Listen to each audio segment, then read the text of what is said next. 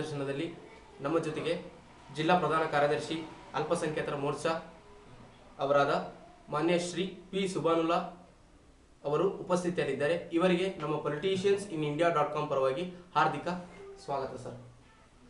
ನಮಸ್ಕಾರ ಸರ್, ತಾವು ರಾಜಕೀಯ ಕ್ಷೇತ್ರಕ್ಕೆ ಯಾವಾಗ ಹಾಗೂ ಹೇಗೆ ಪ್ರವೇಶ ಮಾಡಿದ್ರಿ? ನಾನು 1993ರಲ್ಲಿ ಮೊದಲನೇ MLA ಎಲೆಕ್ಷನ್ ಬಂತು. ಆವಾಗ ನಾನು ಇಲ್ಲಿ ಕೆಲಸ ಮಾಡ್ತಾ ಇದ್ದೆ. ಈಗಲೂ ವೃತ್ತಿ ಅದೇ ನನ್ನದು. ಆ ಟೈಮಲ್ಲಿ GH ತಿಪ್ಪಾರೆಡ್ಡಿ ಅವರು ಮೊದಲನೇ ಬಾರಿ ಎಲೆಕ್ಷನಿಗೆ ಕಂಟೆಸ್ಟ್ ಮಾಡಿದ MLA. ನಮಗೆ ಅಲ್ಲೇವರೆಗೂ ಎಲೆಕ್ಷನ್ ಏನಂತ ಗೊತ್ತಿದ್ದಿಲ್ಲ, ಮುಖ್ಯವಾಗಿ ರಾಜಕೀಯನೇ ಗೊತ್ತಿದ್ದಿಲ್ಲ ನಮಗೆ. ಅವರು ಎಲೆಕ್ಷನ್ ನಿಂತ್ಕೊಂಡ್ಮೇಲೆ ಗೆದ್ದ ಮೇಲೆ ರಾಜಕೀಯ ಅಂದ್ರೆ ಏನು ಗೊತ್ತಾಯಿತು. ನಮ್ಮ ತಾಲೂಕಿಗೆ MLA ಅಂದ್ರೆ ಏನಂತ ಗೊತ್ತಾಯಿತು, MLA ಅಂದ್ರೆ ಇವರೇ ಅಂತಲೂ ಗೊತ್ತಾಯಿತು. ಆಮೇಲೆ ನಮ್ಮ ತಾಲೂಕಲ್ಲಿ ಭಾರಿ ಬಡವರಿದ್ದರು, ಗುಡಿಸಲುಗಳಿದ್ದರು, ಜನಗಳಿಗೆ ನಾನಾ ಮನೆ ಕಷ್ಟಗಳಿದ್ದರು. ಎಲ್ಲರ ಮನೆಗೂ ಕಷ್ಟಗಳಿಗೂ ಕೆಲಸ ಮಾಡ್ಬೋದು, ನಾನು MLA ಆಗಿ ಜನನ ಗುರುತಿಸ್ಬೋದು ಅನ್ನೋದಕ್ಕೆ ಪ್ರೇರಣೆ GH ತಿಪ್ಪಾರೆಡ್ಡಿ. ಸರಿ ಸರ್, ಅವರು ಮಾಡಿರೋಂಥ ಕೆಲಸ, ಅವರು ನಮ್ಮನ್ನು ಜೊತೆಗಿಟ್ಕೊಂಡು ಈ ಥರ ಮಾಡ್ಕೊಂಡು ಹೋಗ್ರಿ ಅನ್ನೋ ಒಂದು ಗುರಿ, ಅದಕ್ಕೆ ನಮಗೆ ರಾಜಕೀಯಕ್ಕೆ ಬರೋಕ್ಕೆ ಪ್ರೇರಣೆ. ಹೌದಾ ಸರ್? ಸರಿ ಸರ್, ನೀವು ಈಗ ಹೇಳಿದ್ರಿ ಸರ್, G ತಿಪ್ಪಾರೆಡ್ಡಿ ಅವರು ನಿಮಗೆ ಒಂದು ಆದರ್ಶ ವ್ಯಕ್ತಿ ಆಗಿದ್ದಾರೆ ಸರ್ ಅಂತ. ನೀವು ಒಂದು ಆ ನಿಟ್ಟಿನಲ್ಲಿ ರಾಜಕೀಯವನ್ನು ಪ್ರವೇಶ ಮಾಡಿದ್ರಿ ಅಂತ ಹೇಳಿದ್ರಿ ಸರ್. ಸರ್, ನೀವು ಈಗ ಕಾರ್ಯದರ್ಶಿ ಆಗಿದ್ದೀರಾ ಸರ್, ಚಿತ್ರದುರ್ಗ ನಗರಸಭೆ ಕಾರ್ಯದರ್ಶಿ ಆಗಿದ್ದೀರಾ ಸರ್. ನೀವು ಜನರಿಗಾಗಿ ಯಾವ ಕೆಲಸ ಕಾರ್ಯಗಳನ್ನು ನೀವು ಮಾಡಿದ್ದೀರಾ ಸರ್? ನನ್ನ ಅನಿಸಿಕೆ, ನಾನು ಹುಟ್ಟಿರೋದೇ ಜನಗಳಿಗೆ ಕೆಲಸ ಮಾಡೋಕ್ಕಂತ. ಮೊದಲಿಂದ ಅದೇ ನನ್ನ ಅಭ್ಯಾಸ. ನಾನು ದುಡಿಯೋದಕ್ಕಿಂತ ಮುಂಚೆ 4 ಜನಕ್ಕೆ ಒಳ್ಳೇದಾಗುತ್ತೆ ಅಂತ ನನ್ನ ಅನಿಸಿಕೆ. ಬೆಳಿಗ್ಗೆ ನಮಾಜಿ ಮಾಡ್ಕೊಂಡು ಮುಗಿಸ್ಕೊಂಡ್ಬಂದು ಅರ್ಧ ಗಂಟೆ ಮಲ್ಕೊಳ್ಳೋ ಅಭ್ಯಾಸ ನನಗೆ. ಅದಾದಮೇಲೆ 1 ಗಂಟೆ ತನಕ ನಮ್ಮ ಏರಿಯಾದಲ್ಲಿ ತಿರುಗಾಡ್ತೀವಿ. ಮಸೀದಿಗೆ ಹೋಗೋದು, ಮಸೀದಿನಲ್ಲಿ ಏನಾರ ಕಷ್ಟ ಸುಖ ಇದ್ದರೆ ಜನ ಮಸೀದಿಗೆ ಅಪ್ಲಿಕೇಶನ್ ಕೊಡ್ತಾರೆ, ಬಂದು ಅದ್ರ ಬಗ್ಗೆ ವಿವರಣೆಗಳು ಮಾಡೋದು.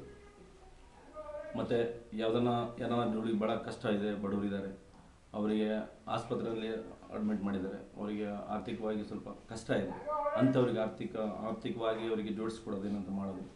ಮತ್ತು ಕೆಲವರಿಗೆ ರೇಷನ್ ಕಾರ್ಡ್ಗಳಿದೆ, ಮತ್ತು ಗ್ಯಾಸ್ ಸಿಲಿಂಡ್ರ್ ಇದ್ರೂ ಕೊಡೋದಿಲ್ಲ. ಆಮೇಲೆ ಗ್ಯಾಸ್ ಸಿಲಿಂಡ್ರ್ ಕೊಟ್ಟಿದ್ವಿ ಅಂಥವ್ರಿಗೆ ನಾವು ಸೊಸೈಟಿನಲ್ಲಿ ಸಕ್ಕರೆ ಕೊಡೋದಿಲ್ಲ, ಸೀಮೆಣ್ಣೆ ಕೊಡೋದಿಲ್ಲ ಅಂತ ಸಣ್ಣ ಸಣ್ಣ ಕೆಲಸಗಳೆಲ್ಲ ಅವ್ರು ಹೇಳ್ತಾರೆ. ಅಂಥವು ಎಲ್ಲ ನಾವು ಕೆಲಸ ಮಾಡಿಕೊಡ್ತೀವಿ. ಮುಖ್ಯವಾಗಿ ಹೇಳ್ಬೇಕಂದ್ರೆ ಈ 10 ಮತ್ತು 11, 12ನೇ ವಾರ್ಡಿನ ಲೆಕ್ಕಾಚಾರದಲ್ಲಿ ಯಾವ ಮನುಷ್ಯ ಬಂದು ಕರೆದ್ರು, ಯಾವ ಜಾತಿ ಮನುಷ್ಯ ಬಂದು ಕರೆದ್ರು, ಎಷ್ಟು ಹೊತ್ತಿಲ್ಲಿ ಕರೆದ್ರು, ರಾತ್ರಿ 1 ಗಂಟೆಯಲ್ಲಿ ಕರೆದ್ರು, ಹೋಗಿ ಅವ್ರು ಕೆಲಸ ಮಾಡ್ಕೊಡೋದೇ ನನ್ನ ಗುರಿ. ಈ ನಿಟ್ಟಿನಲ್ಲಿ ನೀವು ಜನರಿಗೆ ಒಂದು ಸ್ಪಂದಿಸ್ಕೊಂತ ಈ ರಾಜಕೀಯ ಪ್ರವೇಶದಲ್ಲಿ ನೀವು ಯಶಸ್ವಿಯಾಗಿ ಇದ್ದೀರಾ ಸರ್. ಸರ್, ಈಗ ಇಷ್ಟೆಲ್ಲ ಕೆಲಸ ಕಾರ್ಯಗಳನ್ನು ಹೇಳಿದ್ರಿ ಸರ್. ಇನ್ನು ಮುಂದೆ ಬರುವಂಥ ಯೋಜನೆಯಲ್ಲಿ ನೀವು ಇನ್ನೂ ರಾಜಕೀಯ ಕ್ಷೇತ್ರದಲ್ಲಿ ಇನ್ನು ಯಾವ್ಯಾವ ರೀತಿ ಜನರಿಗಾಗಿ ಕೆಲಸ ಕಾರ್ಯಗಳನ್ನು ಮಾಡಿಸ್ಬೋದಂತ ಯೋಜನೆ ಹಾಕೊಂಡಿದ್ದೀರಾ ಸರ್? ಅದರ ನಮ್ಮ ಲೀಡರ್ ಒಳ್ಳೆಯದಿದ್ದಾರೆ, ನಮಗೆ ಒಳ್ಳೆ ಮಾರ್ಗದರ್ಶನ ಕೊಡ್ತಾರೆ. ಆ ಮಾರ್ಗದರ್ಶನ ಮೇರೆಗೆ ನನ್ನ ಭಾವನೆ, ಈಗಿನ ಯೂತ್ಸಲ್ಲಿ ಜವಾಬ್ದಾರಿ ಕಮ್ಮಿ ಇದೆ. ನಮ್ಮದು ಊರು, ನಮ್ಮ ದೇಶ, ನಾವೆಲ್ಲ ಒಂದು ಅನ್ನೋ ಭಾವನೆಗಳು ಭಾಳ ಕಡಿಮೆ ಇದೆ. ಆ ನಿಟ್ಟಿನಲ್ಲಿ ನನ್ನ ಒಂದು ಗುರಿ ಇದೆ, ನಾವೆಲ್ಲ ಭಾರತೀಯರು ಫಸ್ಟ್. ಅದಕ್ಕೆ ನಮ್ಮ ಮೊಹಮ್ಮದ್ ಪೈಗಂಬರ್ಗಳು ಹೇಳ್ತಾರೆ, ನೀನು ಮೊದಲು ನಿನ್ನ ದೇಶವನ್ನು ಪ್ರೀತಿಸು, ನನ್ನ ದೇಶನ ಪ್ರೀತಿಸು, ನನ್ನ ರಾಜ್ಯವನ್ನು ಪ್ರೀತಿಸು, ನೀನಿರೋ ಊರನ್ನು ಪ್ರೀತಿಸು, ನೀನಿರುವ ಏರಿಯಾವನ್ನು ಪ್ರೀತಿಸು, ಅವಾಗ ನೀನು ಒಳ್ಳೆಯನಾಗಲಿಕ್ಕೆ ಸಾಧ್ಯ ಅಂತ ನಮ್ಮ ಪೈಗಂಬರ್ ಹೇಳ್ತಾರೆ. ಅವರ ಸಂದೇಶದ ಮೇರೆಗೆ ನಾವೆಲ್ಲ ಒಂದು, ನಮ್ಮಲ್ಲಿ ಜಾತಿ ಇಲ್ಲ, ಪರಮಾತ್ಮ ಯಾವ ಜಾತಿಗೆ ಅಂತ ಮೀಸಲಿಲ್ಲ, ಎಲ್ಲ ಜಾತಿಗೂ 18,000 ಜೀವರಾಶಿಗಳಿಗೆ ಒಡೆಯ ಅವನ ಪ್ರಕಾರ ನಾವೆಲ್ಲ ಒಂದೇ ಮಾನವ ಜಾತಿ ನಮ್ಮದು. ಇದರಲ್ಲಿ ಬೇರೆ ಇಲ್ಲ. ಪ್ರಾಣಿಗಳಾದರೆ ಆ ಜಾತಿ ಈ ಜಾತಿ 12 ಜಾತಿ ಇರ್ಬೋದು, ನಾವು ಹುಟ್ಟಿ ಬೆಳೆದು ಜೀವನ ಮಾಡಲಿಕ್ಕೆ ಒಂದು ಜಾತಿ ಅಂತ ಅನುಕರಣೆ ಮಾಡ್ಕೊಂಡಿದ್ದೀವಿ ಅಷ್ಟೇ. ನಮಗೆ ಜಾತಿ ಇಲ್ಲ, ನಾವು ಮಾನವ ಜಾತಿಯು ಒಂದೇ ಮಾತು. ಆ ನಿಟ್ಟಿನಲ್ಲಿ ಇಷ್ಟು ದಿವಸ ಇರುವಂಥ ಹುಮ್ಮಸ್ಸು ಬೇರೆ ಇತ್ತು ರಾಜಕೀಯದಲ್ಲಿ, ಇನ್ಮೇಲಿಂದ ಇರೋ ಹುಮ್ಮಸ್ಸು ಬೇರೆ ಇದೆ. ಕಾರಣ, ನಾವು ಒಂದಾಗಬೇಕು, ನಾವು ದೇಶನ ಬೆಳೆಸಬೇಕು, ನಮ್ಮ ದೇಶದಲ್ಲಿ ಒಳ್ಳೊಳ್ಳೆ ಅಭಿವೃದ್ಧಿಗಳಾಗಬೇಕು. 50 ವರ್ಷ ಆಳಿರೋಂಥ ಕಾಂಗ್ರೆಸ್ ಈ ಜಾತಿ ರಾಜಕಾರಣ ಮಾಡೋದು ಸ್ವಲ್ಪ. 50 ವರ್ಷ ಆಳಿರೋಂಥ ಕಾಂಗ್ರೆಸ್ ನಮ್ಮ ಮೈನಾರಿಟಿಗೆ ನಮ್ಮ ಭಾರತ ದೇಶದಲ್ಲಿ ಏನು ಮಾಡಿದೆ? ಏನು ಮಾಡಿಕೊಟ್ಟಿದೆ. ಸಾಮಾನ್ಯವಾಗಿ 53 ವರ್ಷ 7ನೇ ತಿಂಗಳ ಕಾಂಗ್ರೆಸ್ ಸರ್ಕಾರದವರು ಆಡಳಿತ ಮಾಡಿರೋಂಥ ದೇಶ ಇದು. 53 ವರ್ಷದಿಂದ 7ನೇ ತಿಂಗಳು ನಡೀತಾ ಇದೆ. ಅವರು ಆಡಳಿತ ಮಾಡಿರೋದು, ಬೇರೆ ಬೇರೆ ಪಕ್ಷದವರು ಆಡಳಿತ ಮಾಡಿದ್ರೆ ಬಿಟ್ಟಾಗಿ. ಆ ಮುಸ್ಲಿಮಿಗೆ ಅಂತ ಅಲ್ಪಸಂಖ್ಯಾತರಲ್ಲಿ ಬರೀ ಮುಸ್ಲಿಮ್ಸ್ ಇರೋಲ್ಲ, 9 ಜಾತಿ ಇದೆ. ಅಲ್ಪಸಂಖ್ಯಾತರು ಅಂತೇಳಿ, ಮೈನಾರಿಟಿ ಅಂತೇಳಿ. ಯಾಕೆ ಅವ್ರಿಗೂ ಕೆಳಜಾತಿಯವರು ಅವ್ರಿಗೆಲ್ಲ ಏನೂ ಇಲ್ಲ ಅಂತ ಒಂದು 5% ಮೀಸಲಾತಿ ಮಾಡ್ಬೋದಾಗಿತ್ತಲ್ಲ ಕೇಂದ್ರ ಸರ್ಕಾರದಿಂದ, ಮಾಡೋದಾಗಿತ್ತಲ್ಲ. ಇವರು ಬದುಕಲಿಕ್ಕೆ 100 ಜನಕ್ಕೆ ಕೆಲಸ ಕೊಟ್ಟು ಒಂದು 5 ಜನಕ್ಕೆ ಅದನ್ನು ಕೊಡ್ಬೋದಿತ್ತು. ಅದರಲ್ಲಿ ಭಾಳ ಜನ ಇತ್ತು. ಕ್ರಿಶ್ಚಿಯನಿಗೆ ಕೊಡಬೇಕಿತ್ತು, ಬೌದ್ಧಿಗೆ ಕೊಡಬೇಕಿತ್ತು, ಮಾರೋಡಿಗೆ ಕೊಡಬೇಕಿತ್ತು, ಸಾಬ್ರಿಗೆ ಕೊಡಬೇಕಿತ್ತು, ಪಿಂಜಾರಿಗೆ ಕೊಡಬೇಕಿತ್ತು, ದರ್ವೇಜ್ಗಳಿಗೆ ಕೊಡಬೇಕಿತ್ತು, ಇದೆಲ್ಲ ಇತ್ತು, ಕೊಡ್ಬೋದಿತ್ತು. ಬಟ್ ಅವ್ರು ಯಾರು ಆ ಕೆಲಸನ ಮಾಡಲಿಲ್ಲ. ಅಲ್ಪಸಂಖ್ಯಾತರಿಗೆ ಏನು ಮಾಡ್ಕೊಂಡಿದ್ದಾರೆ? ವೋಟ್ ಬ್ಯಾಂಕ್ ಮಾಡ್ಕೊಂಡಿದ್ದಾರೆ. ಆ ಭಾವನೆಗಳು ಹುಟ್ಟಿಸೋದು, ಗಲಾಟೆ ಮಾಡಿಸ್ತಾರೆ, ಅವ್ರು ಹೊಡಿತಾರೆ, ಅವ್ರು ಗಲಾಟೆ ಮಾಡ್ತಾರೆ, ನೀವು ಭಾಳ ಜನ ಇದ್ದೀರಾ, ಕಮ್ಮಿ ಇದ್ದೀರಾ ಅಂತ ಹುಟ್ಟಿಸಿ ಇವ್ರ ಮನಸ್ಸಲ್ಲಿ ಬರೀ ವೋಟ್ ಹಾಕ್ಲಿಕ್ಕೆ ಎದುರಿಸಿ ತಕ್ಷಣವಾಗಿ ವೋಟ್ ಹಾಕ್ಬೇಕು. ಅವ್ರ ಮೈಂಡ್ ಡೈವರ್ಟ್ ಮಾಡಿ ಆ ಲೆಕ್ಕಾಚಾರಕ್ಕೆ ಇಟ್ಕೊಂಡಿದ್ದಾರೆ. ಈಗಿನ ಭರವಸೆ ನನಗೇನು ಅಂದರೆ, ಒಂದು ಒಳ್ಳೆಯ ಹುರುಪಿದೆ, ಚೆನ್ನಾಗಿದೆ, ಭಾಳ ಬಡತನದಂತ ಬೆಳೆದಂಥ ಮೋದಿ ಆತ ಏನಾದರೂ ಪ್ರಧಾನಮಂತ್ರಿ ಆದರೆ ನಮ್ಮ ದೇಶ ಒಂದು ಮುಷ್ಟಿನಂತೆ ನಡೆಸ್ಬೋದು, ಚೆನ್ನಾಗಿ ಬೆಳಿಬೋದು, ಒಂದಾಗ್ಬೋದು ಅನ್ನೋ ಒಂದು ಆಸಕ್ತಿಯಿಂದ, ಒಂದು ಹೊಸ ಹುಮ್ಮಸ್ಸಿನಿಂದ BJP ಕೆಲಸ ಮಾಡಲಿಕ್ಕೆ ಇಷ್ಟಪಡ್ತೀನಿ. Okay sir. ಸರ್, ನಿಮ್ಮ ಕುಟುಂಬದ ಸದಸ್ಯರಲ್ಲಿ ನಿಮಗೆ ರಾಜಕೀಯ ಕ್ಷೇತ್ರಕ್ಕೆ ಬರಲಿಕ್ಕೆ ಯಾರು ಪ್ರೇರಣೆ ಆಗಿದ್ದಾರೆ ಸರ್? ನಮ್ಮ ಕುಟುಂಬದಲ್ಲಿ ಮೊದಲನೆಗೆ ಮೊಹಮ್ಮದ್ ಹನೀಫ್ ಅಂತ. ಹಾಂ ಸರ್. ಅವರು 2001ರಲ್ಲಿ ಮೊದಲನೇ ಮುನ್ಸಿಪಾಲಿಟಿ ಎಲೆಕ್ಷನ್ನಿಗೆ ಬಂದವರು, ಗೆದ್ದಿವಿ. ಕಂಟಿನ್ಯೂ ಆಗಿ 3 ಸಾರಿ ಗೆದ್ದಿವಿ. ನಾವು ಅವ್ರ ಕಡೆಯಿಂದ ರಾಜಕೀಯಕ್ಕೆ ಪ್ರವೇಶ ಮಾಡಿ ಕುಟುಂಬ ರಾಜಕೀಯ. ನಾನು ರಾಜಕೀಯಕ್ಕೆ ಸೇರಿದ್ದು ಫಸ್ಟ್ 93, ಅದು GST ರೆಡ್ಡಿ ಅವ್ರ ಕಡೆಯಿಂದ. ಸರಿ ಸರ್. ತಮ್ಮ ಪಕ್ಷದಲ್ಲೇ ಆಗಲಿ ಅಥವಾ ಸಮಾಜದಲ್ಲೇ ಆಗಲಿ ನಿಮಗೆ ರಾಜಕೀಯ ಕ್ಷೇತ್ರಕ್ಕೆ ಬರಲಿಕ್ಕೆ ಯಾರು ಪ್ರೇರಣೆ ಆಗಿದ್ದಾರೆ ಸರ್?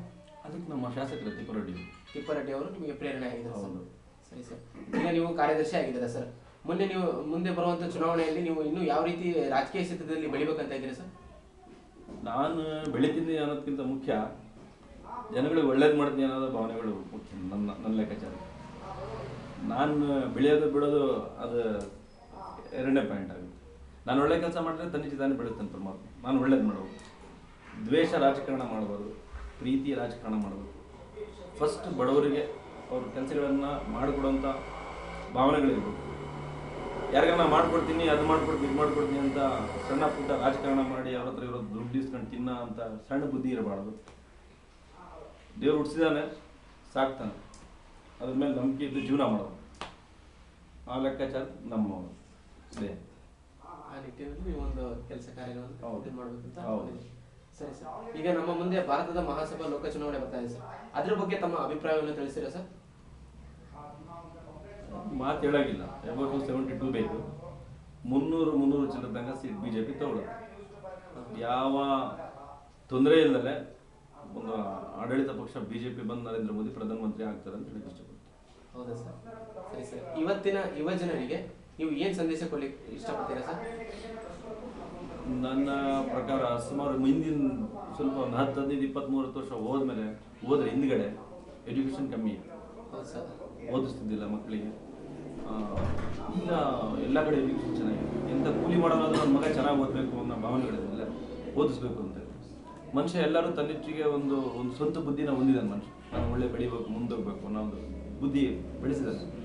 ಆ ನಿಟ್ಟಿನಲ್ಲಿ ನಾವು ಅನ್ನೋದಕ್ಕಿಂತ ನಮ್ಮದು ಅಂತ ಬೆಳೆಸಿ ಯುವಕರಲ್ಲಿ ಇದು ನಂದೇ ಇದು ಏರಿಯಾ ನಮ್ಮದು, ನಾವು ಅಷ್ಟೇ ಚೆನ್ನಾಗಿರ್ಬೇಕು ಅನ್ನೋಕ್ಕಿಂತ ನನ್ನ ಜೊತೆಗೆ ಅಕ್ಕಪಕ್ಕದವರು ಚೆನ್ನಾಗಿರ್ಬೇಕು, ಬೇರೆಯವರು ಚೆನ್ನಾಗಿರ್ಬೇಕು, ಊರವರು ಚೆನ್ನಾಗಿರ್ಬೇಕು, ನಾಡವರು ಚೆನ್ನಾಗಿರ್ಬೇಕು, ದೇಶದವರು ಚೆನ್ನಾಗಿರ್ಬೇಕು ಅನ್ನೋ ಭಾವನೆ ಇಟ್ಕೊಂಡು ಯುವಕರು ಒಂದಾಗಿ ಬೆಳೆದ್ರೆ, ಒಂದು ನಿಟ್ಟಿನಲ್ಲಿ ಹೋದರೆ ನಮ್ಮ ದೇಶ ಅಭಿವೃದ್ಧಿ ಕಾಣೋದಕ್ಕೂ ಸಾಧ್ಯ.